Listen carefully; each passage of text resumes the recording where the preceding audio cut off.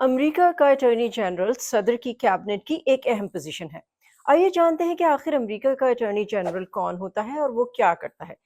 امریکہ کا attorney general department of justice یعنی محکمہ انصاف کا سربراہ ہوتا ہے۔ وہ بنیادی طور پر قانون کی حکمرانی کو برقرار رکھنے کا ذمہ دار ہے۔ اٹارنی جنرل قانونی اور عدالتی معاملات میں حکومت کی نمائندگی کرتا ہے۔ صدر کو حکومت کے انتظامی محکموں کو مشورے دیتا ہے۔ 40 محکمے امریکی ڈپارٹمنٹ آف جسٹس کے ماتحت ہیں۔